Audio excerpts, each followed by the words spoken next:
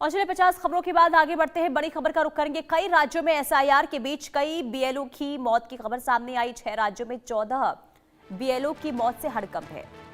गुजरात, मध्य प्रदेश में 4-4, बंगाल में 3, राजस्थान, तमिलनाडु, केरल में भी एक की जान गई है। परिजनों ने ज्यादा काम और लक्ष्य पूरा करने के दबाव में मौत का कारण बताया है। वर्कलोड और टारगेट पूरा करने का दबाव था, ये परिजन की तरफ से बयान सामने आया।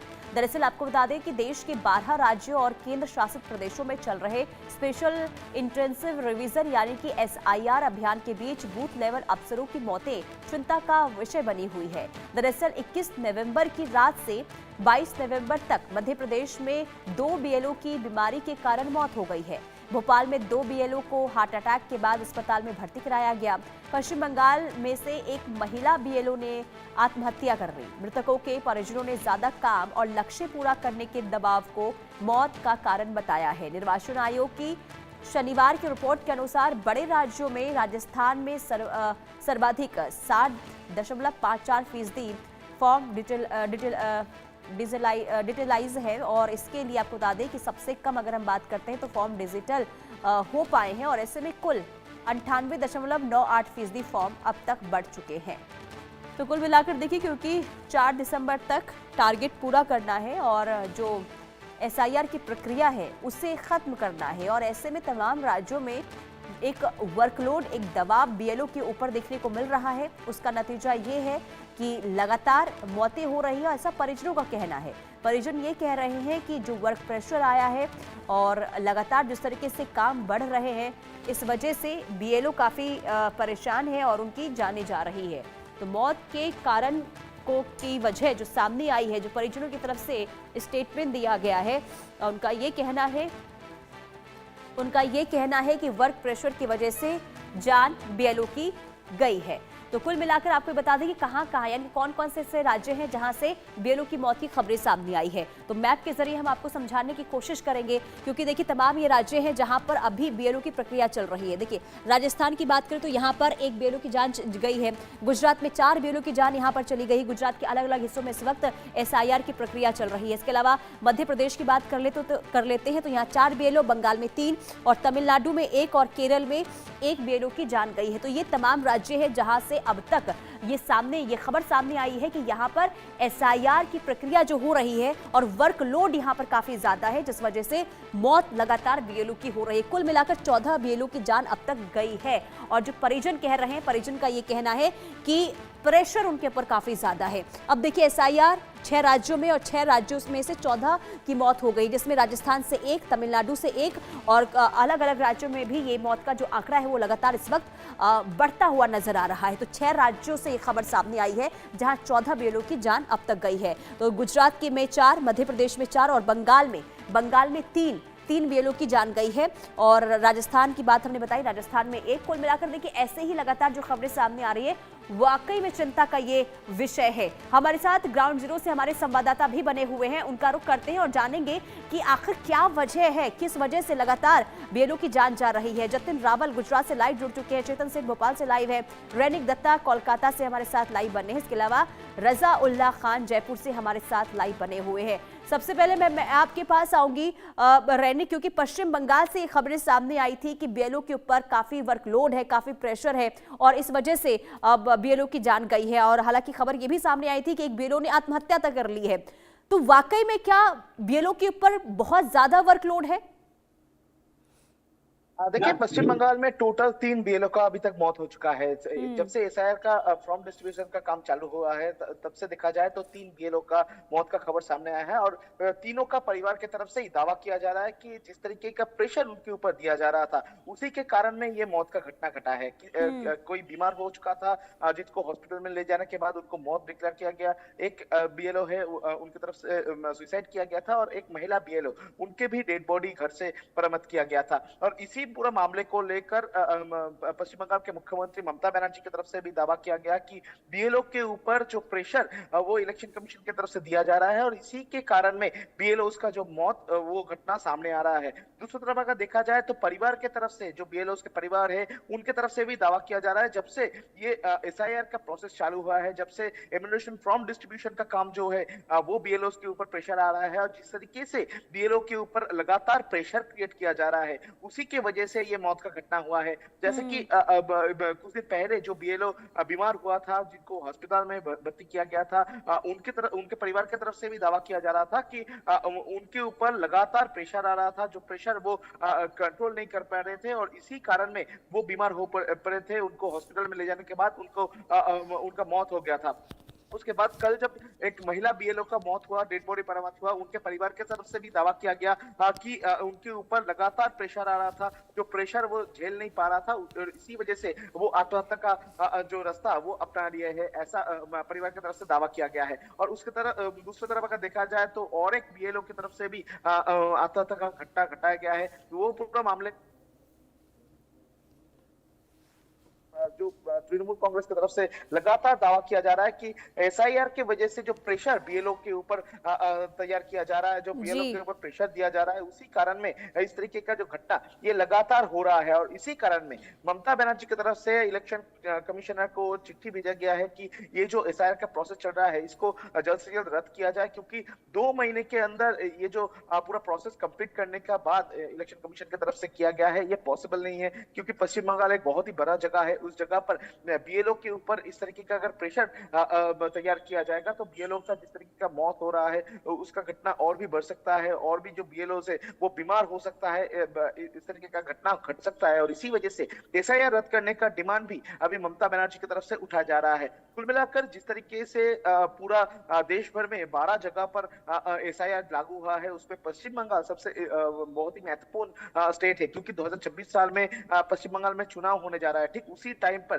बीएलओ का ये जो मौत, इसको लेकर भी अभी पॉलिटिकल जो चर्चा वो फिलहाल चालू हो चुका है पश्चिम बंगाल में, बोल सकते हैं, क्योंकि एक तरफ तृणमूल कांग्रेस की तरफ से इलेक्शन कमीशन के ऊपर आरोप दिया जा रहा है, दूसरी तरफ बीजेपी भी ये पूरा घटना को लेकर तृणमूल के ऊपर आरोप दे रहे हैं कि बीएलओ का ये जो प्रेशर का बात किया जा रहा है, ये प्रेशर सिर्फ इलेक्शन कमीशन की तरफ से नहीं, पॉलिटिकल पार्टीज की तरफ से भी, यानी शासक दल यानी तृणमूल कांग्रेस की तरफ से बीएलओ के ऊपर लगातार प्रेशर दिया जा रहा है। एसआईआर का प्रोसेस को लेकर ये भी बीजेपी की तरफ से दावा किया जा रहा है। यानी एक तरफ जब एसआईआर का पूरा मामले को लेकर परिवार की तरफ से दावा किया जा रहा है कि प्रेशर की वजह से बीएलओ का मौत हुआ है, ठीक उसी टाइम पर बीएलओ का मौत को लेकर पॉलिटिकल चर्चा भी पश्चिम बंगाल में चालू हो चुका है। बिल्कुल। और देखिए, चुनाव आयोग पर भी सवाल उठने लगे हैं कि क्या वाकई में इतना वर्कलोड, इतना प्रेशर दिया जा रहा है जिस वजह से ये लगातार आंकड़े बढ़ते हुए नजर आ रहे हैं। मैं आपके पास आऊंगी जतिन, क्योंकि गुजरात से भी देखिए खबर सामने आई कि बीएलओ की जान गई है, 4 बीएलओ की संख्या बताई गई है जहां वर्क प्रेशर की वजह से बताया गया। लेकिन मैं आपसे ये समझाना चाहूंगी कि अगर हम एक बूथ की बात करते हैं तो कितने वोटर एक बूथ में होते हैं? क्या वाकई में बीएलओ के ऊपर इतना प्रेशर है अब कि लगातार डिप्रेशन में जा रहे हैं, मौत हो रही है? क्या उनका जो प्रोसेस होता है, जरा उसके बारे में समझाइए एक बार।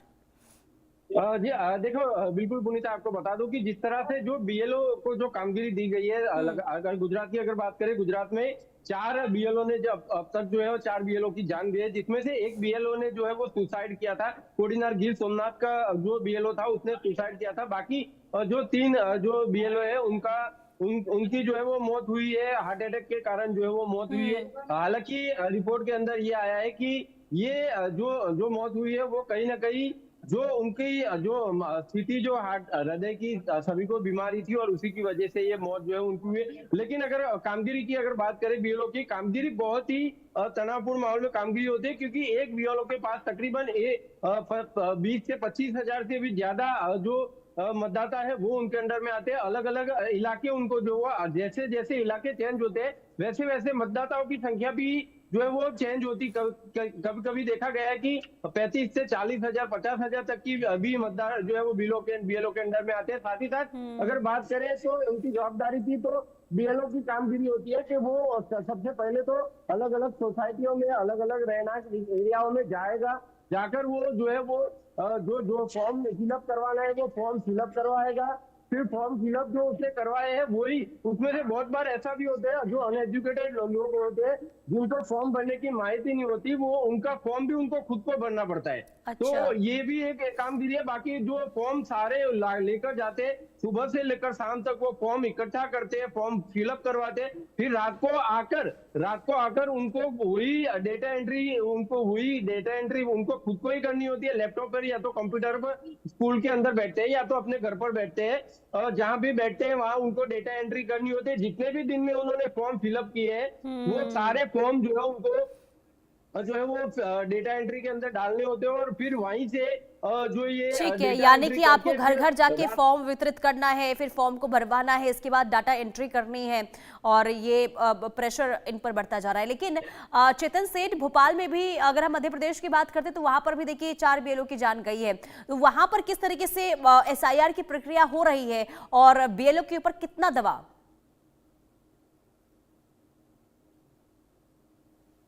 चेतन, आपकी आवाज नहीं आ रही है, अपनी माइक ऑन म्यूट कीजिए। बीएलओ पर दबाव की जो बात सामने आ रही है, जी जी बोलिए। बिल्कुल, देखिए प्रदेश में जिस तरीके से एसआईआर प्रक्रिया को लेकर बीएलओ पर दबाव की बात सामने आ रही है, ऐसे में मध्य प्रदेश में 1-2 नहीं बल्कि 5 बीएलओ के मामले सामने आए हैं, जिनमें 2 की हार्ट अटैक से मौत हुई है, 1 की एक्सीडेंटल मौत हुई है और 1 ने खुदकुशी यानी कि आत्महत्या की है, और 1 बीएलओ अभी वर्तमान में लापता है।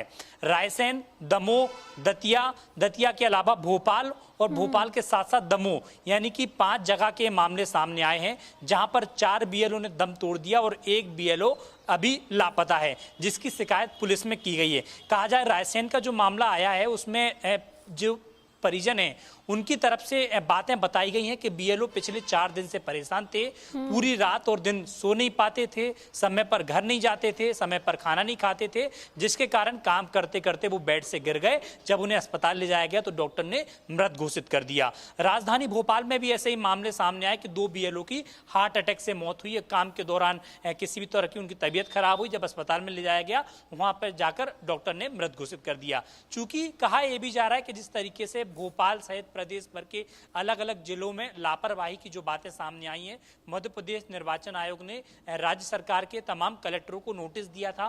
भोपाल, इंदौर, ग्वालियर 3 कलेक्टरों को नोटिस जारी किए गए थे और लापरवाही बरतने की बात कही गई थी। इसके बाद कलेक्टरों के द्वारा एक्शन लिया गया था और बीएलओ को जो काम कर रहे थे और जो काम में लापरवाही कर रहे थे उनको निलंबित किया गया था। ऐसे में बीएलओ नाराज थे। इंडिया न्यूज ने ग्राउंड जीरो पर अपडेट भी किया था, बीएलओ से जानकारी भी ली थी कि किस तरह की परेशानियां उनको काम करने के दौरान आ रही हैं, जिसमें उनकी ओर से कहा गया था कि पहले जो पोर्टल पर वो अपडेट करते हैं, पोर्टल पर सर्वर की समस्या आती है, मोबाइल में नेटवर्क की समस्या आती है और कई लोग ऐसे हैं जिनके पास 2003 का उनके माता पिता का या परिजनों का डेटा नहीं है, जिसके कारण बीएलओ को काम करने में बड़ी परेशानी आ रही है।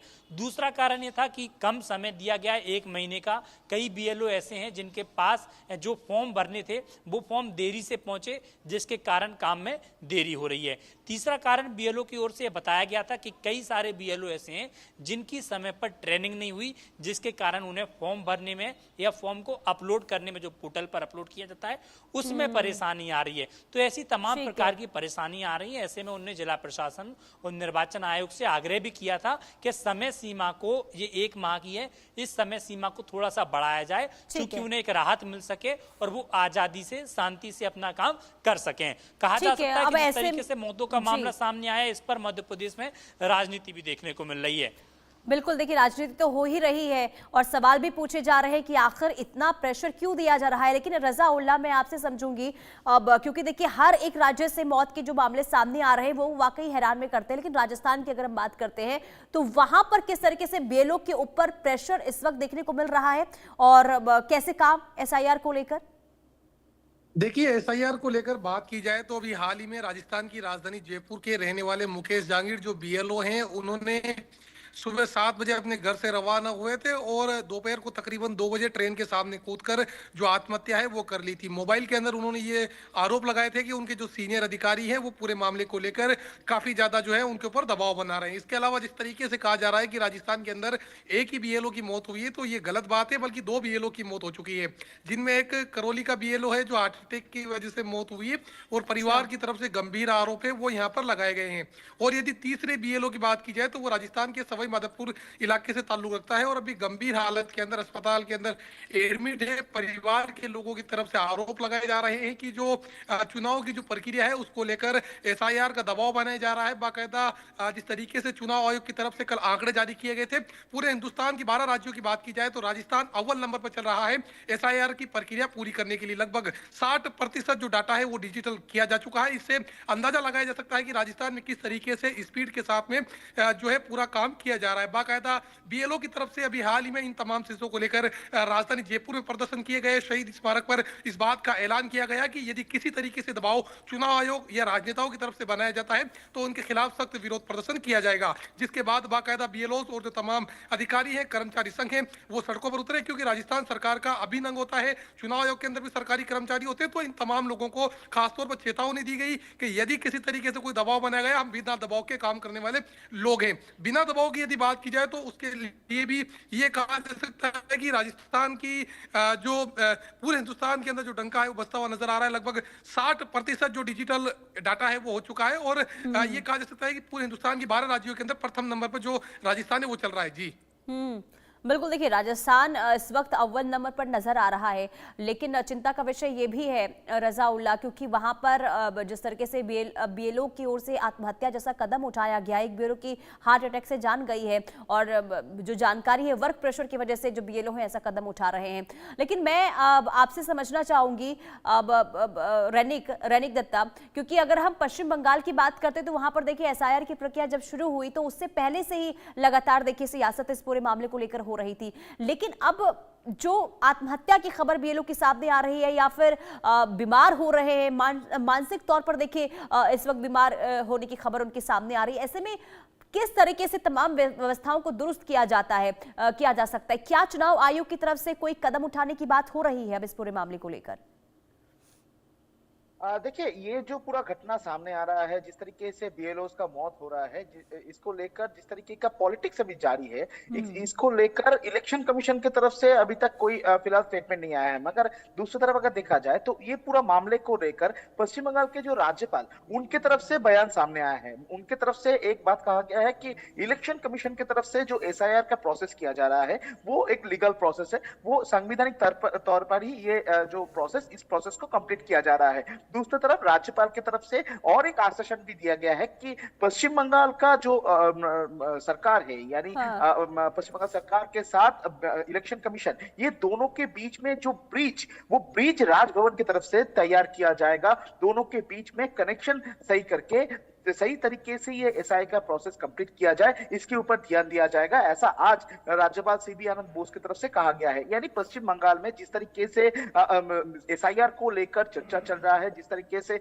एसआईआर की वजह से 3 बीएलओ का मौत हुआ है, ऐसा आरोप परिवार की तरफ से उठाया जा रहा है। ठीक इसी सिचुएशन में अभी पूरा मामले को खुद का जिम्मेदारी लेने का जो कोशिश वो अभी राज्यपाल की तरफ से किया जा रहा है। राज्यपाल की तरफ से कहा जा रहा है कि किसी भी हालात पर अगर सरकार और इलेक्शन कमीशन दोनों मिलकर आपस में काम करें तो ये जो इलेक्शन एसआईआर का जो प्रोसेस ये बहुत ही इजीली कंप्लीट हो सकता है। और इसी वजह से राज्यपाल चाहते हैं कि राजभवन दोनों के बीच में, यानी राज्य सरकार और इलेक्शन कमीशन दोनों के बीच में एक ब्रिज तैयार करे, जिसके आधार पर दोनों मिलकर एक साथ काम कर पाए और दोनों मिलकर काम करके ये जो एसआईआर का प्रोसेस जो कि 2 महीने के अंदर कंप्लीट करने का ठीक है। रैनिक, देखिए अब जिस तरीके से मामले सामने आ रहे हैं, इसके बाद देखना यही होगा कि आगे चुनाव आयोग की तरफ से आखिर क्या कोई कदम उठाया जाता है, क्या वर्कलोड कम होता है। बहुत शुक्रिया आप सभी का तमाम जानकारी देने के लिए। बहरहाल रुकते एक छोटे से ब्रेक के लिए, फौरन हाजिर होंगे कुछ और खबरों के साथ।